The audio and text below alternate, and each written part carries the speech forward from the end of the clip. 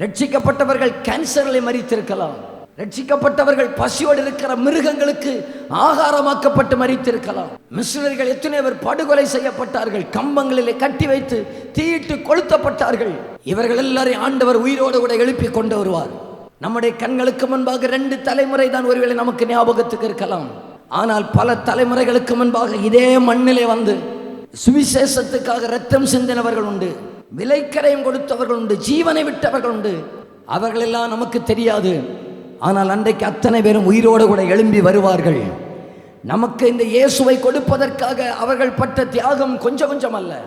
இன்றைக்கு நமக்கு நல்ல மியூசிக் சிஸ்டம், நல்ல சவுண்ட் சிஸ்டத்தில் இருந்து நம்ம ஆண்டவரை ஆராதிக்கிறோம். அன்றைக்கு அவர்களுக்கு ஒரு ஃபெசிலிட்டிஸும் இல்லாமல் இருந்தது. சாப்பாடு இல்லை.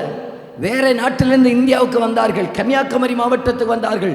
உணவு பழக்கம் வேற, காலநிலை வேற, தண்ணி வேற. இதெல்லாவற்றையும் சகித்து கொண்டு நமக்கு எப்படியாவது இயேசுவை கொடுப்பதற்காக அவர்கள் ஜீவனையே கொடுத்தார்கள், மரித்தார்கள். அவர்களை நமக்கு இன்றைக்கு ஒருவேளை அவருடைய பெயர் இன்றைய தலைமுறைக்கு தெரியாமல் இருக்கலாம், அவர்களை இந்த சரித்திரம் மறந்திருக்கலாம்.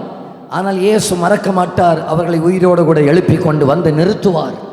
எத்தனை பேர் சொல்லுகிறீர்கள், ஆண்டவருடைய வருகை தாமதித்து ஒருவேளை நான் மரித்தாலும் இயேசு வரும்போது அந்த உயிர்ப்பிக்கப்படுகிற கூட்டத்தில் இருப்பதற்கு நான் கர்த்தர் எனக்கு உதவி செய்யணும்னு சொல்லுகிறவர்கள் கரங்களை தட்டி அப்பா ஆமென் என்று சொல்லுங்க பார்க்கல.